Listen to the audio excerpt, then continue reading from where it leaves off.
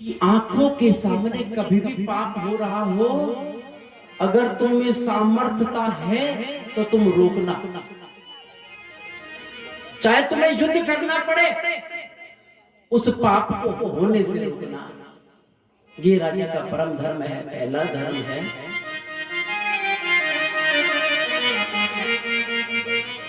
दान धर्मा, कोई भूखा हो, भिखारी हो, उस भिखारी को दान देना। चाहे तुम्हारा राजकोष खाली हो जाए, परंतु प्रजा को कभी भूखा नहीं सोने देना।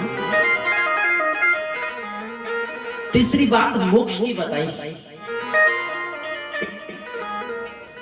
मोक्ष के प्राप्ति का साधन करते रहना। तीन बातों को कहकर पांडव चले गए। सज्जनों, यहां राजा परीक्षित का विवाह हुआ। विवाह किससे हुआ? इरावती से। इन राजा परीक्षित ने कहा कि मैं भारतवर्ष का सम्राट हूं, मांगो क्या चाहते हो। राजा परीक्षित ने कहा, कलयुग ने कहा कि प्रभु क्यों उपहास कर रहे हो, क्यों हंस रहे हो? आपको जो देना है वो दे दो, नहीं तो मैं पृथ्वी का वध करूंगा। सज्जनों, उसी समय राजा परीक्षित ने कहा कि हे कलयुग, मैं तुम्हें 4 स्थान देता हूं, आराम से रहो।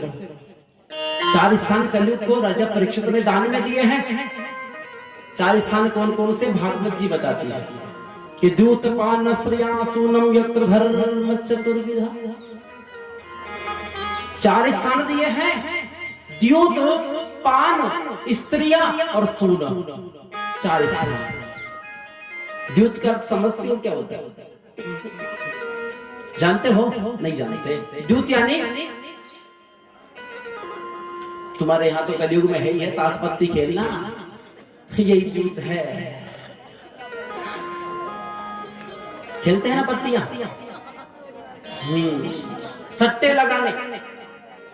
हाँ, ये कलयुग की परिभाषा है पूरी। राजा परीक्षित ने स्थान दिया है, इसीलिए ये हो रहा है कलयुग में और होता रहेगा। यही द्यूत है। पान देखते हो, नलियों, यहां नालियों में पड़े रहते हैं पी पी करके। हाँ, ये कलयुग है।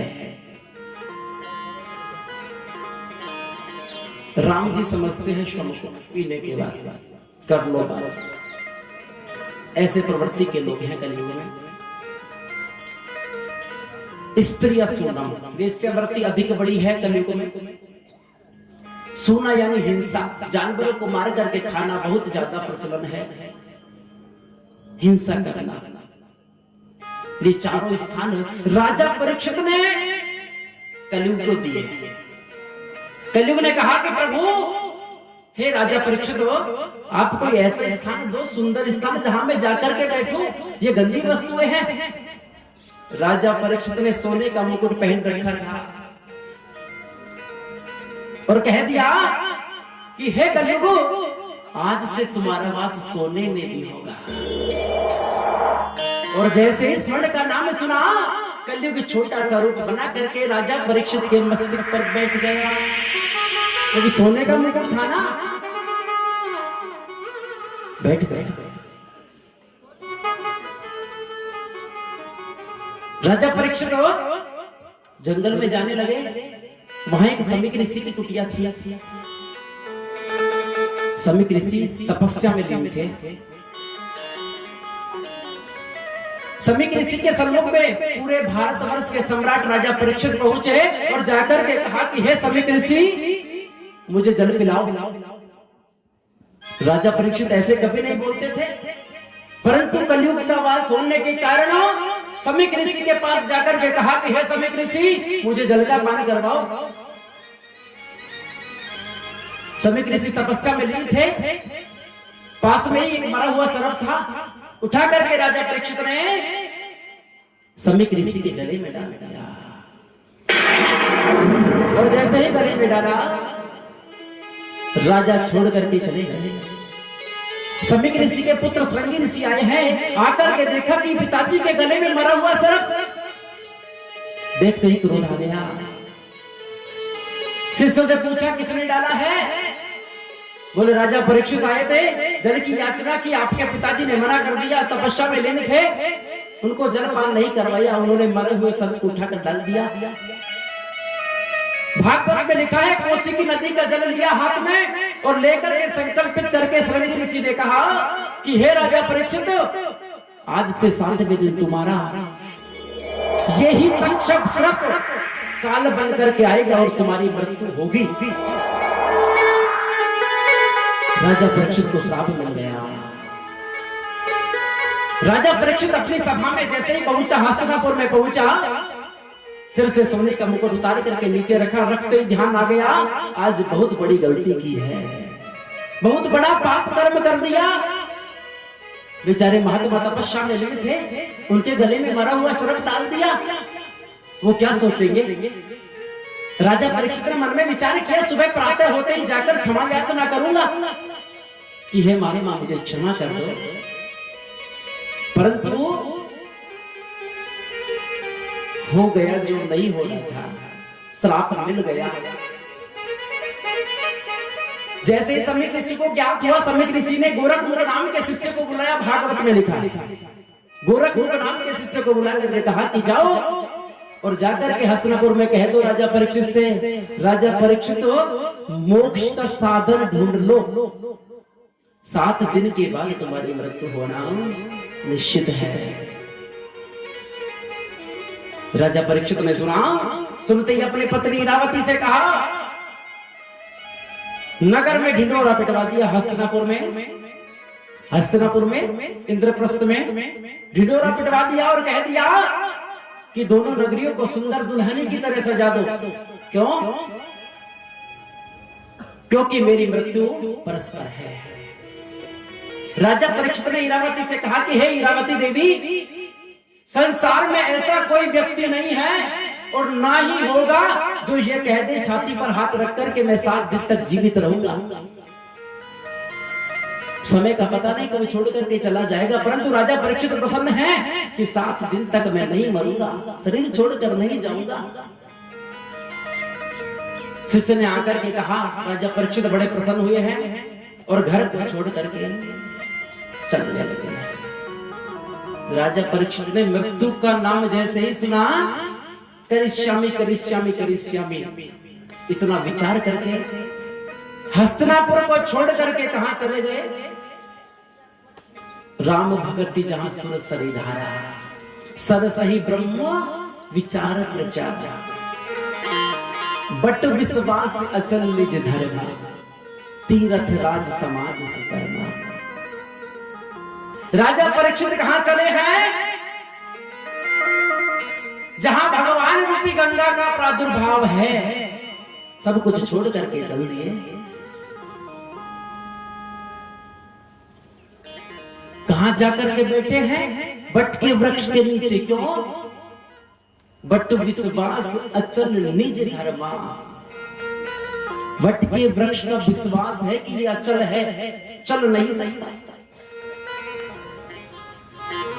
तो बट के विश्वास की महिमा रामचरितमानस में बताई है। राजा परीक्षित भी जाकर के विराजमान हो गए। जितने भी महात्मा थे सम्राट की रक्षा करने के लिए पहुंच गए, परंतु कोई भी सामर्थ्यवान नहीं था। उस समय सुखदेव जी महाराज तपस्या में लीन थे। नारद जी महाराज ने सोचा कि सुखदेव जी महाराज को समाधि से उठाना होगा, जगाना होगा।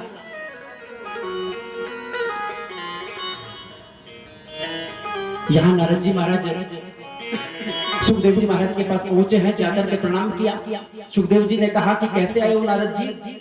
नारद जी ने कहा कि महाराज ऐसे ऐसे राजा परीक्षित हैं जो पूरे भारतवर्ष के सम्राट हैं, मरे हुए सर्प को उठा करके ऋषि के गले में डाल दिया। ऋषि पुत्र ने श्राप दे दिया, 7 दिन के अंदर मृत्यु होनी है और उसकी मुक्ति करना आपका कर्म है, कर्तव्य है। सुखदेव ने सुना, सुनते ही कह दिया नहीं आऊंगा, जाओ। क्यों? क्योंकि महात्मा का अनादर किया है, ऐसे व्यक्ति को मुक्ति दिलाऊंगा, ऐसा काम मैं नहीं करूंगा। नारद जी महाराज ने सोचा अगर सुखदेव जी नहीं गए तो भागवत का प्रचार कैसे होगा। नारद जी महाराज ने कथा श्रवण करवाई। नारद जी कहने लगे कि हे सुखदेव जी एक बात हमें बताइए, एक अंधा व्यक्ति है जो जंगल में जा रहा है, बीच रास्ते में एक कुआं खुदा है, एक कुआं, वो जानो ने सज्जनों, एक कुआं रास्ते में पड़ा है, अंधा व्यक्ति सीधा चलता चला जा रहा है और उस कुएं के पास में एक नेत्र वाला व्यक्ति खड़ा है, जिसको दिख रहा है कि आने वाला व्यक्ति अंधा है, जाकर के कुएं में गिर जाता है। अंधा व्यक्ति कहां जाकर गिरता है? कुएं में। तो इसमें पाप लगेगा किसको? खुद वाला को है? हाँ, ऐसे नहीं है। उसमें देखने वाले को पाप लगेगा, ना तो कुएं को खुदवाने वाले को लगेगा, ना नेत्रहीन व्यक्ति को लगेगा, उसमें पाप लगेगा देखने वाले को, क्योंकि अंधा तो बेचारा अंधा ही है ना, उसे कौन सा कुआं दिख रहा है। परंतु जिसको दिख रहा है वो उसकी रक्षा नहीं करता तो उसे पाप लगेगा। भागवत जी में लिखा है कि ये शाम संस्मरणात् पुंसाम सद्य सुध्यन्ति वैग्रहा ये न स्पर्शन यदा यस्य पाद यस्य शोचनादि भी। भागवत में एक सुंदर श्लोक है, महान व्यक्ति का अगर कोई व्यक्ति स्मरण भी कर रहे तो उस व्यक्ति के पापों का नाश हो जाता है। बोलना पड़ेगा भाव के साथ में, राधे राधे। आपको कुछ ही समय में भगवान भोलेनाथ और पार्वती जी की झांकी दिखाई जाएगी।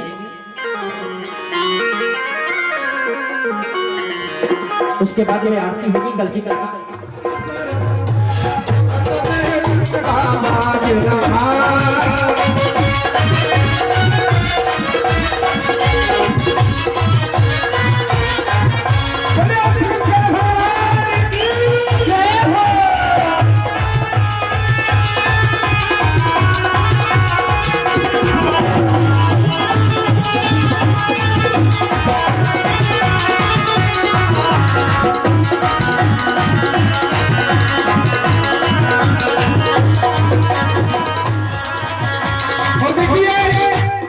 अभी हमारे परीक्षित जी महाराज शंकर भगवान के दर्शन कर रहे हैं, भेंट पूजा कर रहे हैं। जो जो माता बहन भेंट चढ़ाना चाहे, दर्शन करना चाहे, वो सभी दर्शन करेंगे।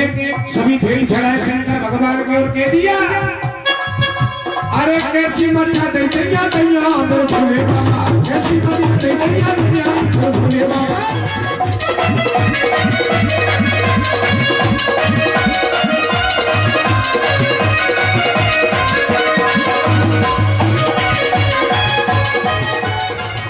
अभी जब बरसे कछुई मारत बरस बरस रही कस्तूरी, रोवर का बरस